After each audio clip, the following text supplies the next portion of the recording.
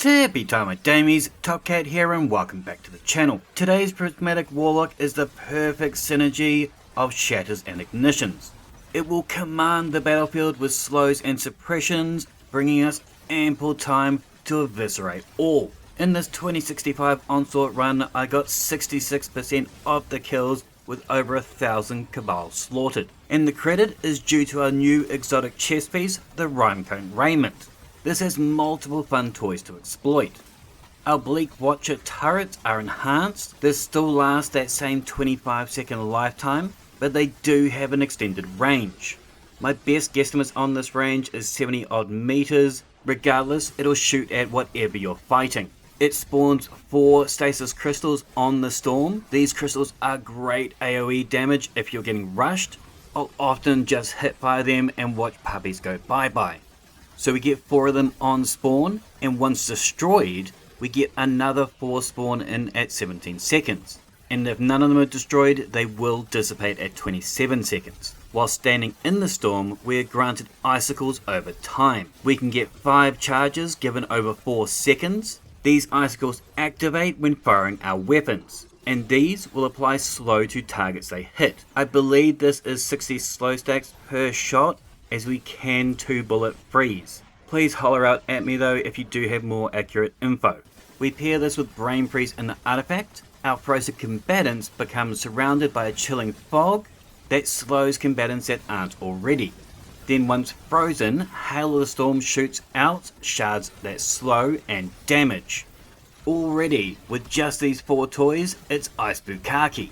Now our Icicles can be deployed from any weapon and any affinity, it doesn't matter, but some great air clear weapons are definitely LMGs, as with these we can hit hard both close and far with massive reserves. Recurrent doesn't have the range for this kit.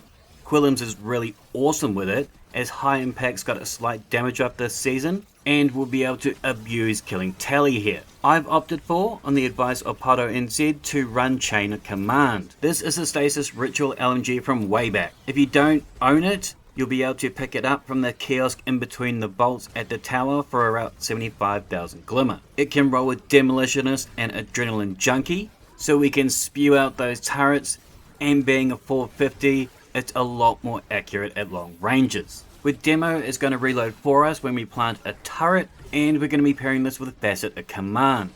This reloads our weapons when we freeze or suppress. This saw a massive buff this season, as it used to reload our weapons every 11 seconds, it now reloads it every 4 seconds. So while standing in our Ice Storm Rift, we can lay on that trigger and kill or maim, and we get that reload every 4 seconds. Additionally, our Warlocks are best suited to use this fragment, as their Transcendent Grenades both suppress and shatter. Naturally, I'm running Feed the Void to heal ourselves whenever we get a kill, and every kill with Devour grants us grenade energy. So this way we can have as much as 4 turrets on the battlefield at one time. We use Facet of Hope. This will feed us more class ability energy whilst Devour is active. I do suggest planting a healing rift below your turret, as you are always prone to taking a few knocks while standing out in the open just spraying lead. So too do we run Facet of Protection for a bonus 15% damage resist while surrounded, and this jumps to 33% in Transcendence. Additionally, we can still get Frost Armor via Wind Chill. This grants us stacks of Frost Armor on precision hits with our Stasis weapons. One with Frost gives us weapon stability when we have Frost Armor, and Armor of Eramis will snap freeze targets if we hit critical health. So this kit naturally has slow and unstops on lock, but I do try and run a good shoddy like the Season of the Plunder's No Reprieve for anti-barrier champions. I feel very comfortable running double special, as my other special is the Icebreaker. This and the RIME-COAT will ice cream all over any activity you throw it at. With the Icebreaker, when defeating a target, they explode, but precision final blows or shattering a frozen target causes an ignition. And with virtually unlimited ammo reserves, with a solid ability regen build, all we need is this rifle. Final blows or assists from any other weapon or ability have a chance to pull ammo from thin air. When defeating higher tiered enemies, I've had as many as 6 rounds back. And with the catalyst, just by landing a hit on a slowed or frozen target, we have a chance to reload a round directly into the magazine. It hits like an absolute truck too. It's got maximum impact on this puppy, and enough ice and ignitions to clear all adds around them.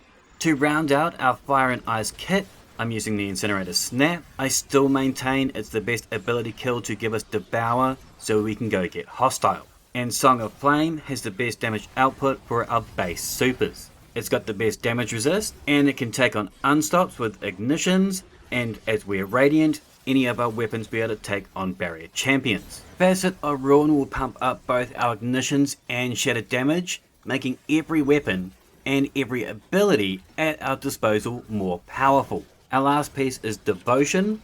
This is for balancing purposes, as when we defeat targets debuffed by Stasis, we get bonus transcendent energy. Now feel free to pause here for all my artifact, mods and fragments, but there will be a dim link in the description down below. You really do want this kit in your roster, guys, even if you're not a big sniper person, as everything is immobile thanks to our Icebreaker. I can just bot walk around in 2065 content and treat it like a giant elephant gun. I'd love to hear your thoughts though in the comments down below. I'm also looking for a good Fallen Sunstar kit there if anybody's got one. Make sure to thumb it if you dug it, sub if you're new, and as always, tippy time my damies, what a tie.